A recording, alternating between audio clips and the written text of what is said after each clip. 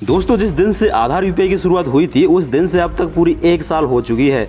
दोस्तों फिलहाल जून का महीना चल रहा है और जून का महीना खास इसीलिए है क्योंकि जून 2022 से ही पहली बार एनपीसीआई ने आधार यूपीआई को कुछ बैंकों में लागू किया था।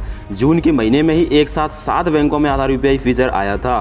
हालांकि एनपीसीआई की इस पर प्लानिंग तो पहले से ही थी सितंबर 2021 से, लेकिन इसको फाइनली लागू किया गया था 15 मार्च 2022 से।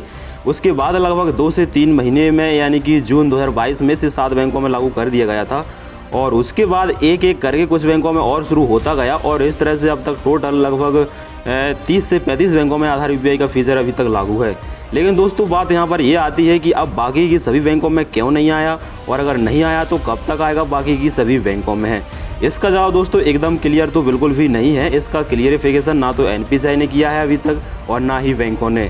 लेकिन फिर भी अगर देखा जाए तो किसी भी नए सिस्टम को इम्प्लीमेंट होने में कम से कम 1 साल का समय तो लगता ही है और इस हिसाब से जून 2022 से आधार यूपीआई की शुरुआत हुई थी तो ठीक 1 साल बाद यानी कि अब जून 2023 में ये आपको सभी बैंकों में देखने को मिल सकता है। यानी कि इसी महीने या फिर अगले महीने हो सकता है कि आपको सभी बैंकों में ये फीचर देखने को मिले। इसी तरह से इस साल जितने भी सिस्टम लॉन्च हुए हैं जैसे कि यूपीआई लाइट ये पूरी तरह से लागू हो चुका है और डिजिटल रूपी ये आपको नेक्स्ट ईयर तक लागू हो जाएगा और क्रेडिट कार्ड को यूपीआई से लिंक करना ये फीचर अभी 8 बैंकों में लागू हो चुका है और आधार यूपीआई आपको इसी साल सभी बैंकों में देखने को मिल सकता है।